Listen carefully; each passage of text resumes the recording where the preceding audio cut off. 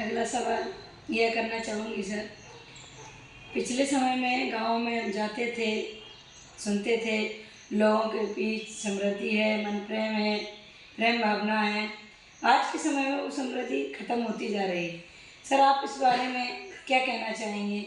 लोगों की जो समृद्धि खत्म हो रही है वो कैसे वापस आएगी, उस पर क्या विचार रखेंगे? ये बहुत महत्वपूर्ण सवाल आपने पूछा है प्रीति जी। समय अनुसार चीज़ें बदलती हैं, व्यवस्थाएं बदलती हैं, डिमांडें बदलती हैं, खर्चे बदलते हैं। पहले का सामाजिक स्तर अलग था, आज का सामाजिक स्तर अलग है। पहले क्या था कि एजुकेशन में कोई खर्च नहीं होता था, लोग सरकारी स्कूल में पढ़ने जाते थे, बहुत कम फीस लगती थी, ना के बराबर। शादी विवाह में कोई खर्च नहीं होता था, बर्थडे एनिवर्सरी ये सब कोई जानता नहीं था, और अगर होता भी था तो घर पे पुए बना लिए और उन्हीं से आपका जन्मदिन मन गया।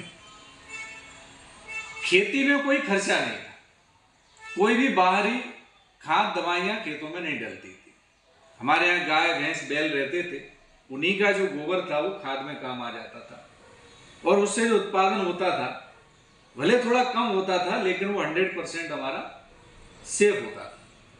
आज क्या है, उत्पादन तो खूब हो रहा है लेकिन लगभग आपका 60 से 70% पैसा खर्च हो जाता है, फर्टिलाइजर, दवाइयाँ और ये सब। एक तो ये कारण है। दूसरा कारण ये है कि पहले हमारे गांव में सारे काम होते थे, दर्जी का काम, मोची का काम, सोनी का काम, यानी सारे काम गांव में ही होते थे, तो पैसा गांव में ही घूमता रहता था।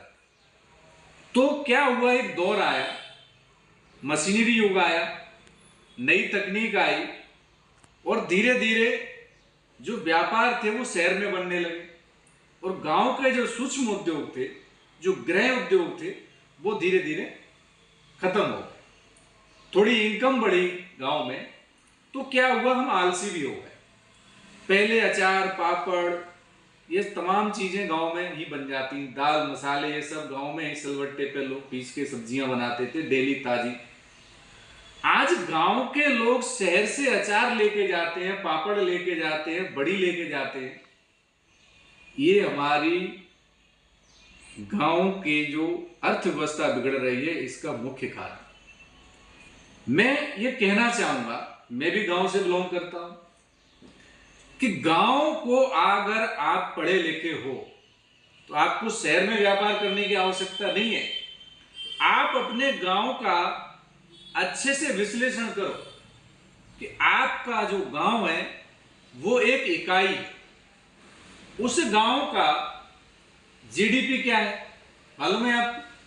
अगर एक गांव में 200 परिवार रहते हैं तो 200 परिवार का जीडीपी क्या हो सकता है? उस गांव का आदान प्रदान क्या हो सकता है? एक किसान साल में न्यूनतम 3 से 5 लाख का गल्ला उगाता है, ठीक है? तो अगर हमारे गांव में 100 किसान हैं तो कितना गल्ला हुआ? लगभग 5 करोड़ का। 200 है तो 10 करोड़ का। तो ये जो 10 करोड़ रुपए का उत्पादन हुआ, अब ये खर्च कहां होगा? खाद में, बीज में, दवाइयों में, कपड़ों में, जूतों में, दवा सब में। इसके बाद गांव में डेयरी का व्यापार है, बहुत बड़ा व्यापार डेयरी का भी है। तो ये जो 10 करोड़ रुपया है, फिर गांव के लोग बाहर नौकरी करते हैं, वो पैसा भी गांव में आता है।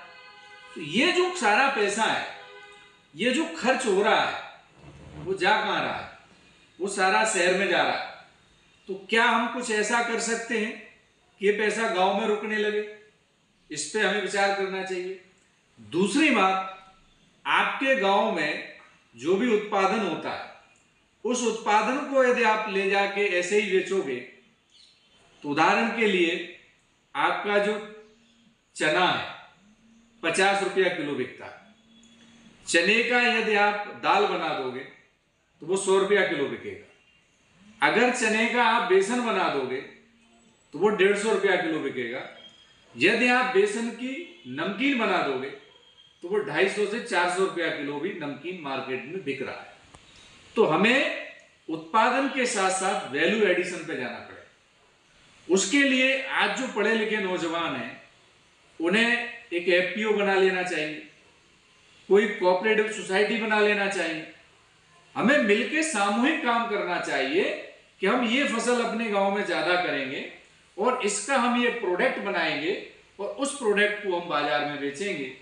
तो गांव में आज भी नए युग के हिसाब से आज के समय में सोशल मीडिया सभी जगह उपलब्ध है।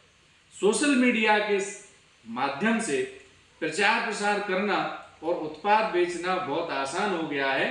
वास्तव में अब जो मध्यम वर्ग है उनको आगे बढ़ने का, व्यापार करने का बहुत सुनहरा अवसर है।